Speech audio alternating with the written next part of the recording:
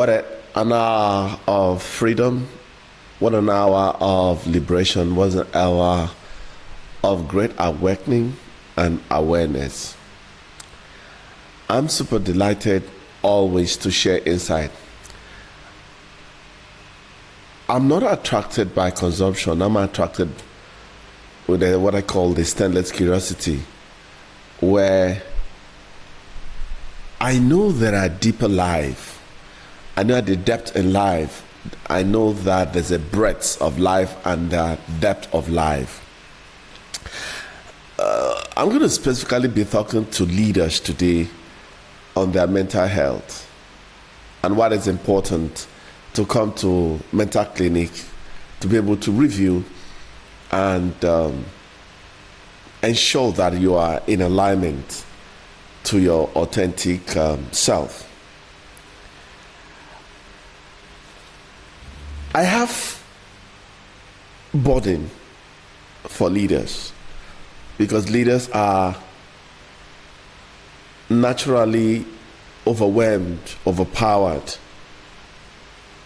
by the day-to-day responsibility that impact on their health consciously, unconsciously, psychologically, mentally, and emotionally.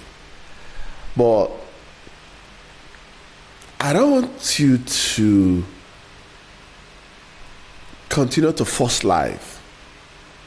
But today we're going to take time to understand that every time you are not in alignment, you are forcing. And force creates tension. And your mental distortion, the mental storm that put pressure on you, is rooted in force. One of the things that helped me live calmly, gently these days is as a result of deeper question, my curiosity to live a life of wellness where I'm unaffected, unoffended. How do you, in all forms of leadership, we're going to be really focusing on leaders today about their mental health. It's going to be devoted to them.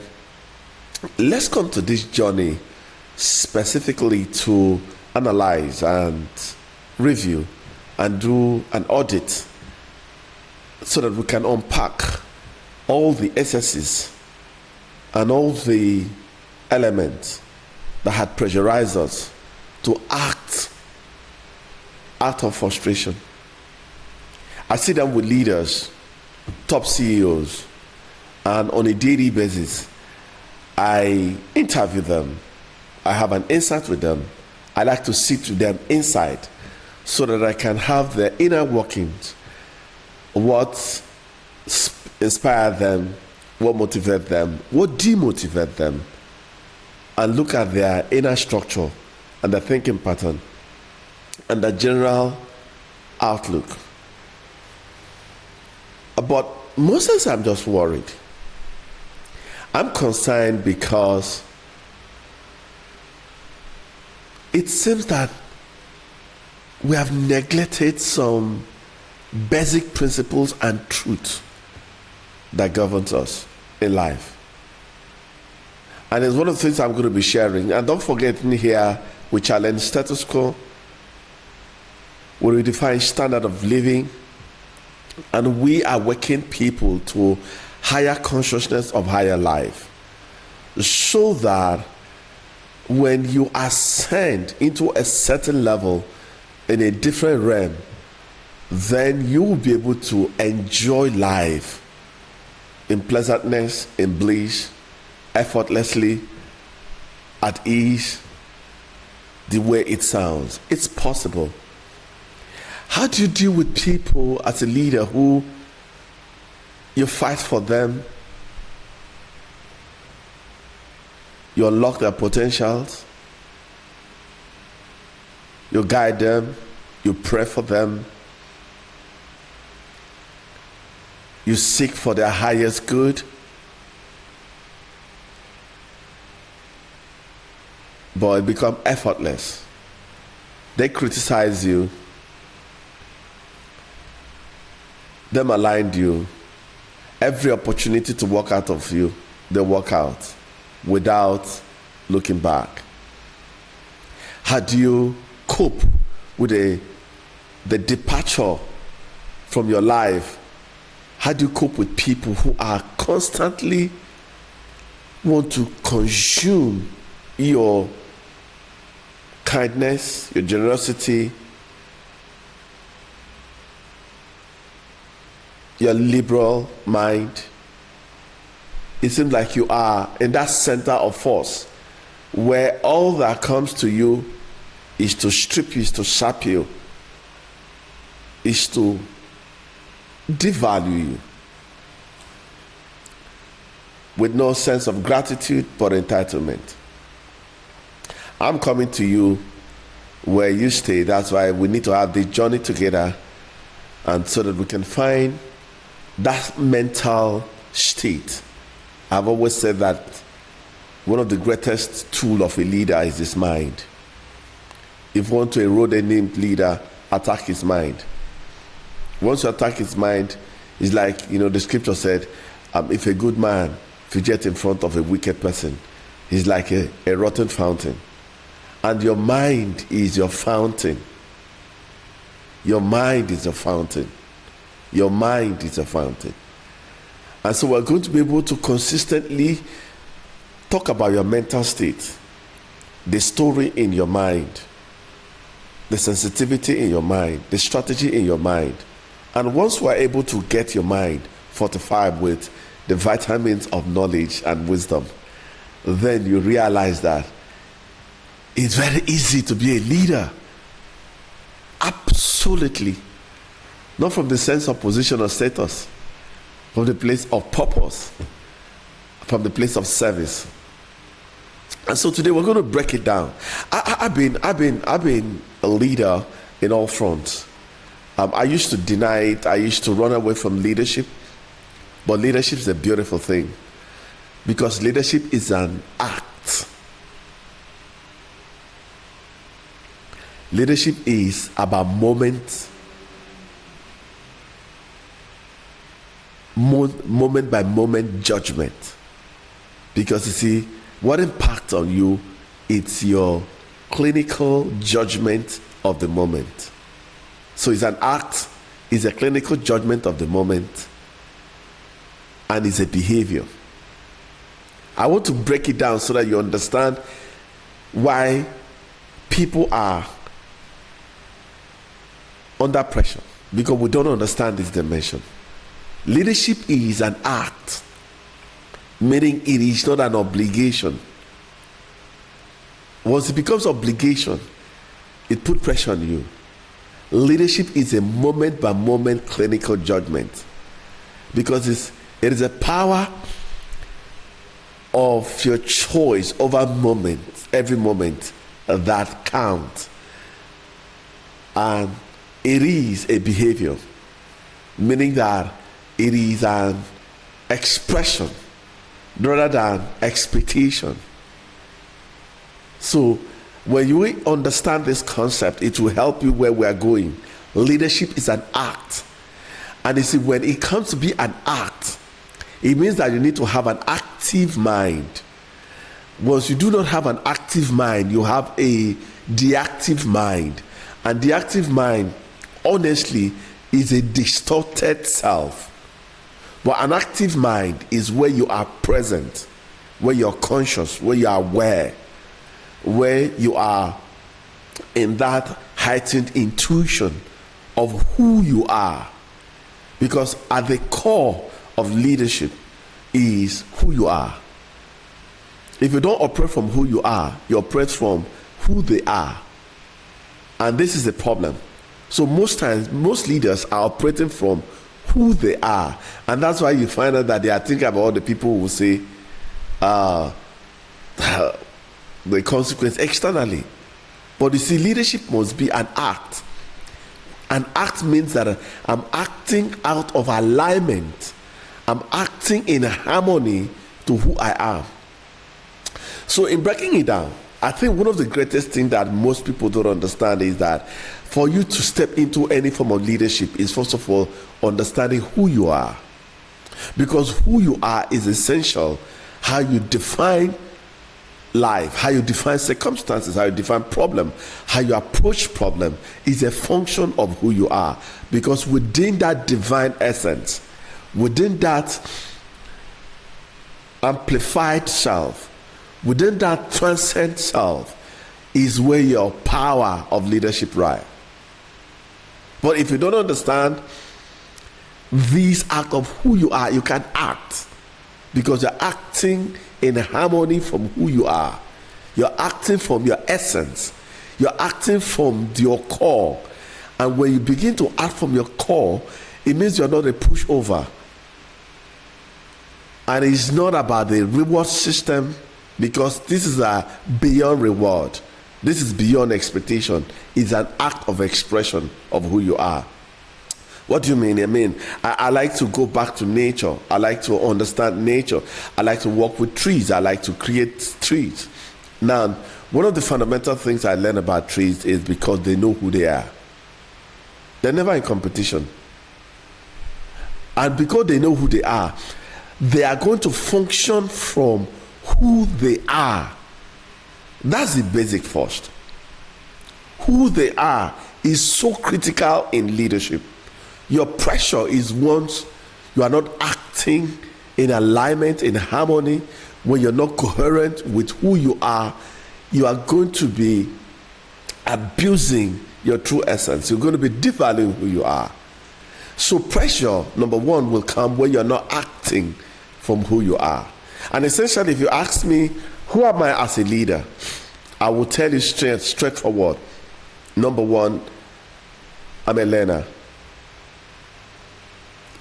It means that at any point in time, no matter the problem, no matter the people, no matter the circumstances, no matter the unexpected blessing of an outcome, I'm not going to be influenced or triggered by those external triggers. I'm going to go recalled into me and do a deep reflection just through a momentary pause, what we call the divine pause, or silence, or still, to question myself, who am I to this? What do I learn from this situation? Meaning that every situation and circumstances and every act that people perform will be connected through the act of learning. It's been such a tremendous transformation and turnaround that neutralizes or filters or help me to disconnect from the external energy that transformed me. So you see, when leaders are weakened, what happens is that they've allowed the external transformation to transform them from that place of strength to the place of weakness. And so they're operating from a place of weakness. So if you ask me again, who am I will tell you I'm an enlightener. As an enlightener, I wake up to remind myself, like, because I'm conscious of my leadership role, now I come from the place of strength and capability, not from the place of weakness and disadvantage. Every time you are triggered by external happenstance, you had been transformed to lower self. But you see, your higher self or your higher essence dictates the tone, the frequency. It dictates the energy. In fact, it incorporates its energy rather than the external energy to influence and transform you. So as an enlightener, I want to see, how do I bring light to this? So I'm conscious that I'm an enlightener. An enlightener means that I bring light, meaning that you have lightness. What kills leaders is heavy-hearted, because instead of expressing, they're expecting, and that expectation put pressure. But expressing releases you, because that's your internal responsibility. That's an internal responsibility which gives you liberty to express rather than to expect. Are you saying I'm not going to expect something from the people I lead from? Expectation is the root of disappointment. And if you look at all what is putting you under pressure, it's because you have an attachment to a specific rigid way things should be. They can't. There are broader way things can happen, because people are functioning from their need, from their level of consciousness, from their level of understanding, from their mind condition, from their want, from their aspiration. Because every human being that you see is going to act out of that state. That's why I say the greatest commodity, the greatest tool of a leader is his mind. And if your mind is saturated with light, how are you sure that the other people you're leading, that their mind are saturated with light? Because the condition of their light is like we would say the act of the abundance of the heart, the mouth speaketh. Meaning, you have to be sensitive to understand, to bring light. What is light? Understanding. That's understanding. So when I say I'm an enlightener, it means that I seek to understand first before I allow that circumstances to absorb me or transform me. So every time you're agitated or you get upset by what your subordinates have done, by what people around you within your cohort have done, you were not an enlightener. You see, I told you, learning, an enlightener. And the other one is I'm an enricher. Enriching means that I have a right to what I can give. I don't have right to what I can receive. I have right to honor people, to respect people, not to abuse people. But I do not have the right, whether they are going to respect me. I can't even buy it. I'm not talking about the respect that your money buys, because that's not respect. What you have done is that you have created fear, and it's only fear they are returning back to you. Because when you're not there, they do not act in alignment to that. That's not what I mean. So you see, I could say I won't gossip because of my level of exposure and my consciousness, because of course of consequence management, and because of energy understanding. Because I mean, those are level of mediocrity and average. When you talk about people and gossip them, it connotes that you're a very low person. People who gossips, they are low people, because they talk down on people. So now you see, when you say I'm a learner, you first of all learn the situation. I'm an enlightener. You have a deep understanding. You're not shallow-minded. You need to know the root cause of why people do it over there. So, and as an enricher, I'm predominantly thinking about how do I enrich life? How do I better life? Because that's what leadership for me is, betterment. So that should be my driving force. Now, because it's my focus, it is what gives me drive.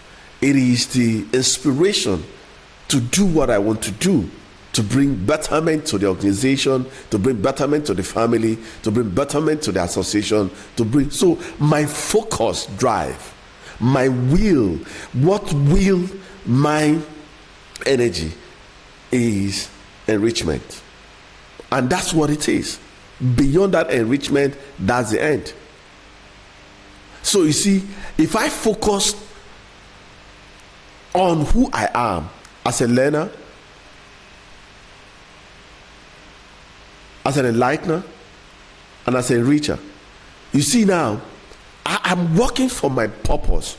I am working for my service. I am working for my creative life force. This is what guides me. This is what supervises me. This is what leads me. This is what motivates me, however you want to say it. So you see, I need to be able to understand who I am, and who am I is central to my leadership. This is what gives me freedom. So when you talk about authentic leadership, is ability to understand who you are. And who you are is not the MD. Who you are is not the supervisor. Who you are is not all those career paths. No, you are bigger than that. Those are protocol structure to be able to create order in an organization. Beyond that, your essential self is what should drive your seed, not your seed driving you. Once your seed drives you, you're overwhelmed, and that's why your mental health is under pressure. You need to sit down. This is something classical CEO should come in and we talk about it, and we are releasing it. Leaders must function from alignment and not control. And once you start moving into alignment, you begin to find your authentic self, because now you're connecting to your core, to your values, to your vision, and to your assignment. Because your identity is critical. Within the context of your identity carries your assignment. And within that assignment, fuel your vision, which keeps in a boundary. That's what they talk about, self-boundaries. Because now I cannot do everything. Within that boundary, that vision carries one of the potent things, what we call the belief system. And belief means be and live it. And then, of course, it engineers and alters your value system. Your value system, I'm going to go into that. The more you get into your value system, you begin to find that your virtue as a leader is expression, not expectation. So what has killed leadership is a reversed attention called expectation rather than expression. So let me continue. Now, I've told you, so if I get in and I remind myself I'm a learner, I'm learning attitude, I'm learning mannerism, I'm learning their conduct, because they are reinforcing my strategy to be able to act with them. Because all the leadership is to make sure that people are better, organization is better, family is better, associations are better, because that's the primary driver of leadership. So now, as a learner, I'm learning those pitfalls, I'm learning those curveballs, I'm learning those down moments, I'm learning that tough moment, I'm learning down those what we call disappointing moment, which is what I call the unexpected blessing moment. That's why, don't forget, I told you that it is important to tell you that it's an act. You have to act in alignment to who you are. It's a moment by moment where it is based on clinical judgment. And now, in the clinical judgment, of course, it's essential that you understand that leadership is a behavior. Is a behavior.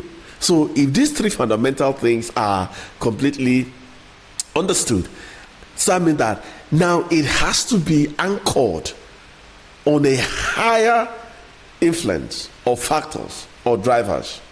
And the first driver I said is that you need to know who you are. If you don't know who you are, you can't define the word, because you define the word by who you are, because who you are is a function of what you serve, what you bring, what you contribute. That's why it says more blessed to give than to receive. What you create, that's your creating energy. That's your life force. If you understand your life force, you will not abdicate it. So the next one, after an enricher, is an unlocker. I'm an unlocker because life is a mystery. Men are in their mystical evolutionary process are never the same. You see, people who are in primary one, they can't think like in primary two, because you're going to meet people in different conscious level, in different understanding, in different knowledge base, in different developmental base, in different skill base. So what a leader is on the unlock. So you now see you get into your space and everybody is sad. You don't going to flow in that energy of sadness. It means that you've allowed them to transform you into their negativity. And that energy will impact on you because it's heavy. Don't forget that you need to always be light And that light means that moment by moment, you're not going to come with a past event. And that's why we'll talk about momental clinical judgment, not compounding judgment when you come from the past at that moment. And that's what releases you, because you're not compounding, you're not aggregating, you are releasing at that moment. So you're an unlocker. When you get into a space, your nature, who you are as an unlocker, will be connected to unlock and unpack the mysteries behind this sad energy around, this criticism, these behaviors, this non-alignment, this non-valued, this non-cooperation.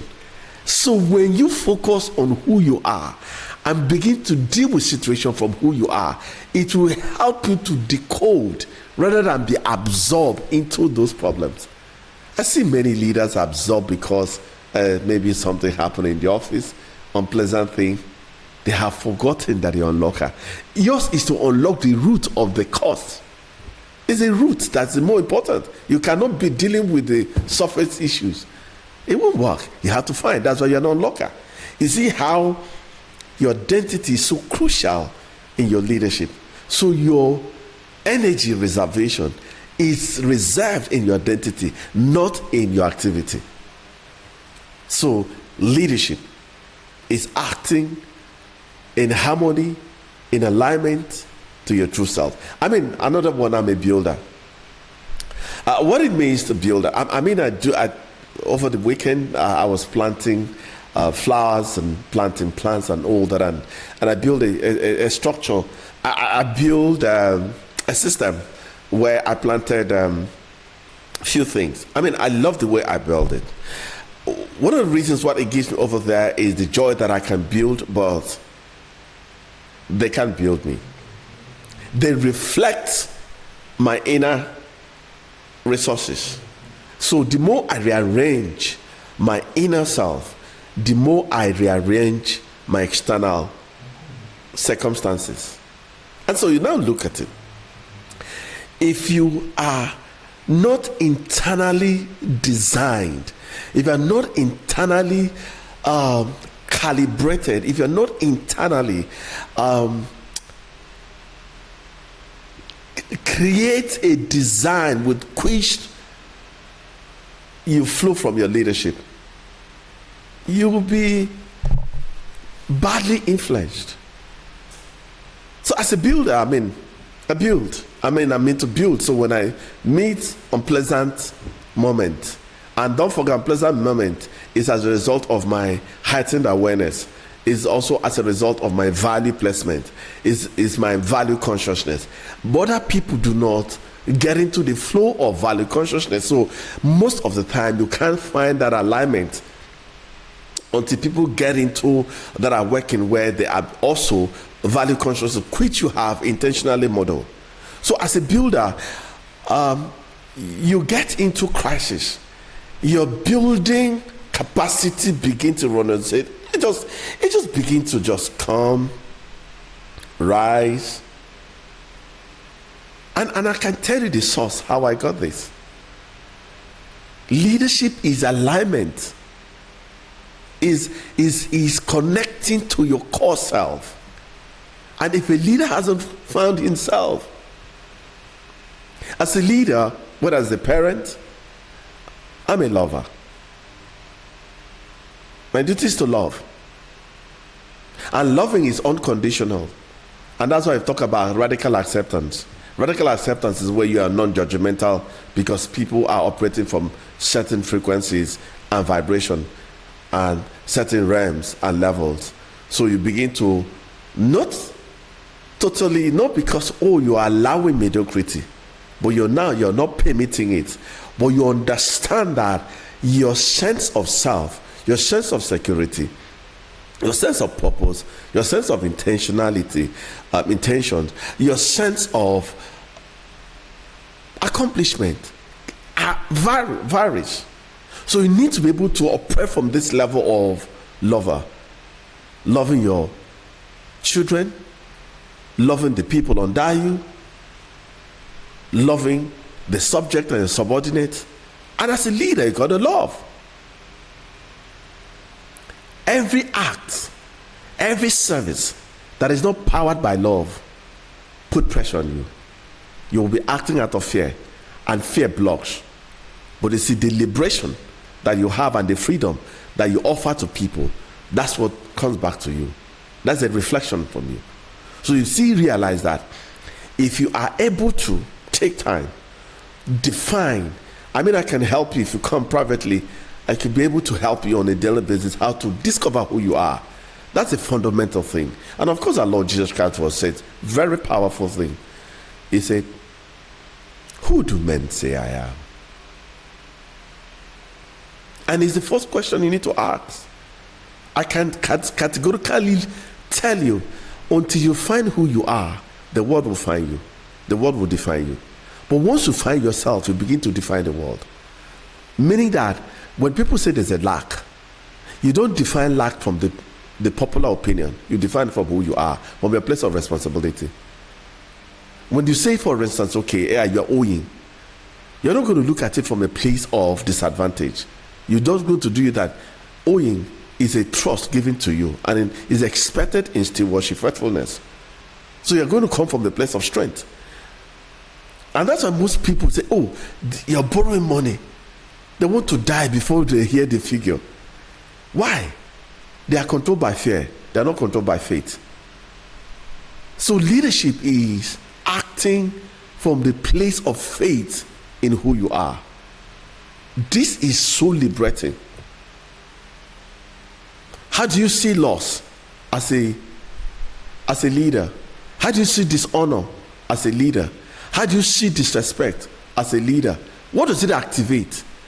If disrespect transforms you, you're not connected to yourself. In fact, you have no integrity. You see, when people talk about integrity, they think integrity as truth. No. Integrity have 3 dimensions. And let me bring it clearly. The first integrity that you have is what they call identity integrity. So let's bring it back home. Let's say that you're a nurse leading a pack of other nurses. And now you get into a space. And for instance, you say you're a leader, you're a kind leader. Right? And that's who you are.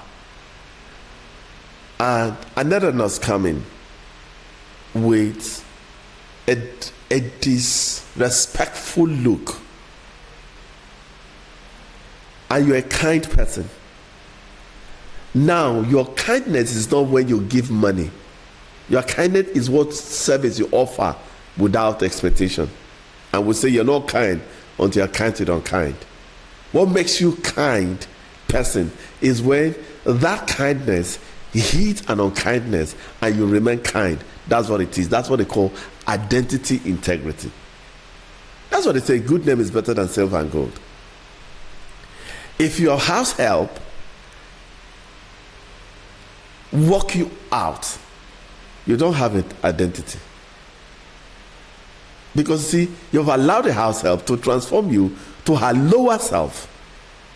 And now you have adopted the future of negativity. And that's why you are spilling negativity. And that negativity impacts on overall personality. Now you are revealing what is inside of you. Oh, are you saying I will not caution? Caution, but don't be transformed to negativity. You see why when you say that I'm a person of integrity, not the office because you're not stealing money, it's part of it. But don't allow another identity to transform you.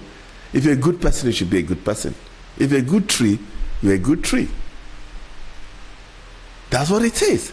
Now we have what they call emotional integrity. Any day you wake up and you say, oh, this day nobody is going to offend me. This day I'm going to be joyful. I'm going to be in a high spirit. Don't forget, as you get in there are circumstances that are going to change that may want to alter that high frequency, that high energy. So now, if somebody has the capacity to make you angry in that intention, or that when you have made that intention and you get into that flow of anger, That's not emotional integrity. You have compromised that integrity. It's good for we'll break it down so we understand about the holistic integrity. When you say I'm a person of integrity, it means your identity has to be intact, not to be dented. Your emotion doesn't have to be flicking emotion. Today you're up, tomorrow you're down, mood swing and all that. That's not emotional integrity. And of course, what we call mind integrity. The state of your mind must not be polluted by external things. And so when your state of your mind is affected, that's why you have mental issues. That's why I say, I'm upset. Upset means that you have compromised your integrity. Are you saying, I'm no longer a human being? We haven't accessed our identity. If we access our identity and operate from who we are, fundamentally, all the pressures of life will capsize, because we will not be operating from that external influence. We will be working from acting in harmony of who we are. This is a top class CEO's mental state. If you understand this, you're on top. Typically, that's why I say those who are born of God overcome the world. These are victory even our faith in Christ Jesus. You see the embodiment of identity. And that's why no matter what happened, Joseph wasn't going to compromise his identity. He knew he was a king. He knew he was a president. He knew he was a leader. And he didn't function from a place of devaluation as a servant. That's what leadership means. You could see his ascension. You could see his movement. Does that mean it's going to come with challenges? No. What revealed true leaders are problems. What revealed true leaders is not pleasure. True leaders, that's why not everybody will be in leadership position. Because first and foremost, you are carrying a universal optimism. No man should be able to see you down, because once you're down, the whole unit is down. That's why if you want to corrupt the head, the whole everybody, it starts from the corruption of the head. It's leadership. It's an act. It's an act in alignment to who you are. Leadership is not an acquisition. It's not status. It's function, it's responsibility. And you must act from who you are. That's why he keeps saying, I'm the light of the world. The I amness is where the power lies in leadership. That's what you should focus. And it's a freedom. And once you can get into this space, this level of understanding, this level of awareness, trust me, nothing that has a capacity to offend you, nothing has a capacity to treat. I'm a leader. I lead pack of people on a daily basis. And this is the way. If I say I'm a father, that's a place of leadership. I'm not going to, I will tell them, listen, I have five functions for my fatherhood. Number one, I'll tell them I'll give them God. I have defined it up front. Predetermined vision is what guides me, is the framework upon which, is the orbit, is my boundaries. I'll say, okay, how I'll give them God. The God I was going to give to them is the attribute of my God. For protection, for provision, for preservation. That's what it is. Now, so I show them. Okay, I will expose them. Oh, I will cater for their school fees. That's what I am. I'm going to function from who I am. As a father, you must define your role, how you want to be seen. That definition is important. It's what guides you. It's your life force. It's how you create from. So when things are hard, don't look at the hard thing. Look at who you are. The moment you shift the focus, because we talk about focus, which is your attention, Where the attention goes, that's where the energy drives. Attention, energy, and choices. Attention, once you focus outside, you lose it. But when you focus who you are as a father, let them misbehave. Your encouragement will not come from that behavior. Your encouragement will come from your service. Leadership is service. And we got to get to this point. And that's the only thing that will give you joy, transcend you from being butchered.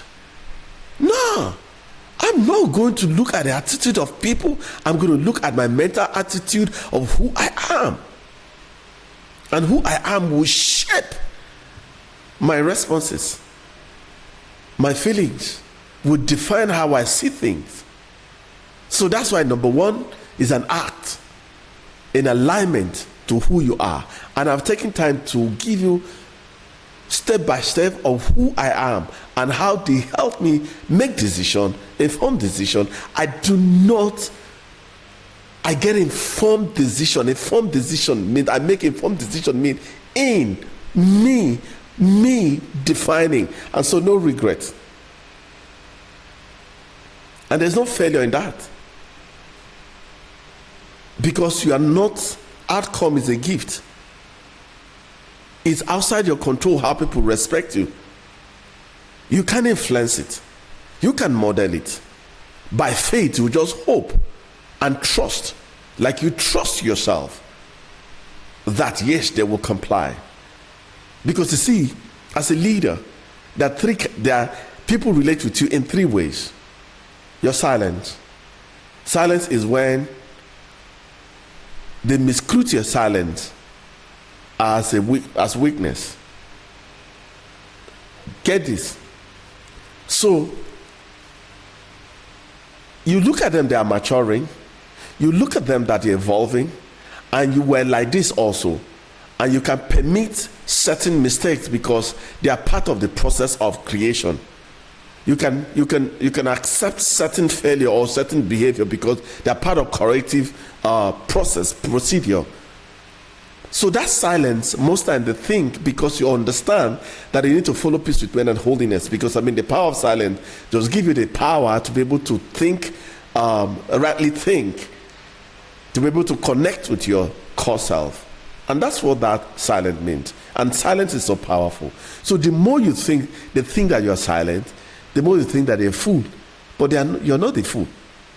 The second one is this one happened to me a lot. They prey on you are compliant. Some people come and tell me, oh, XYZ.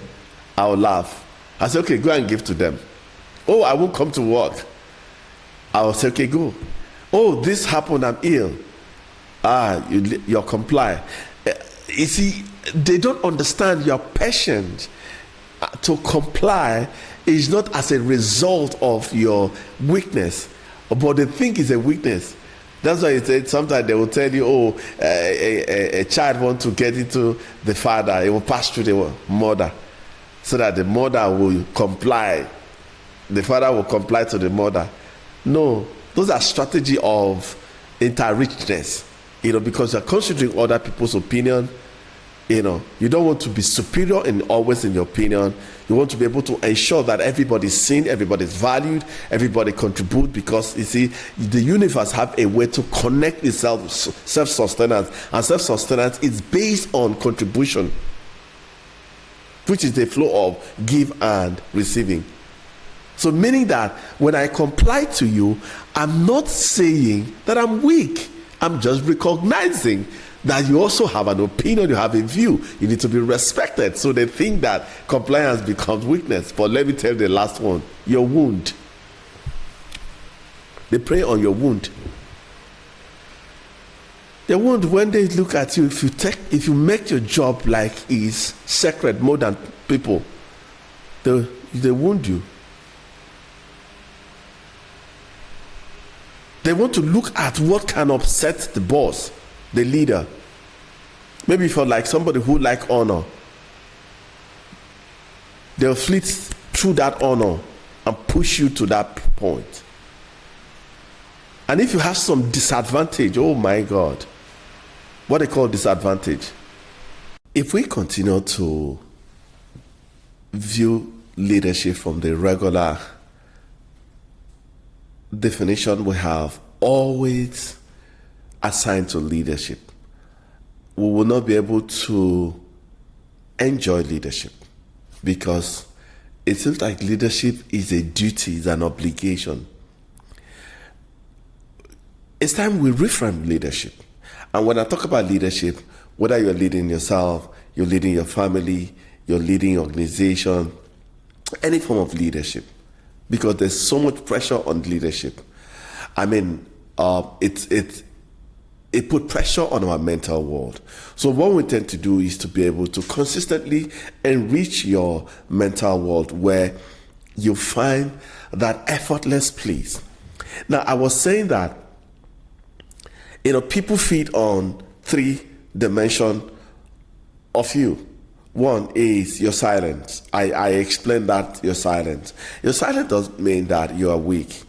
It's just a mental model of engagement where you are not pushed into reaction. Once you're reacted as a leader, then you have been transformed externally. You will take a different you that is not you, and that's not authenticity. Authenticity is where you could be undeformed.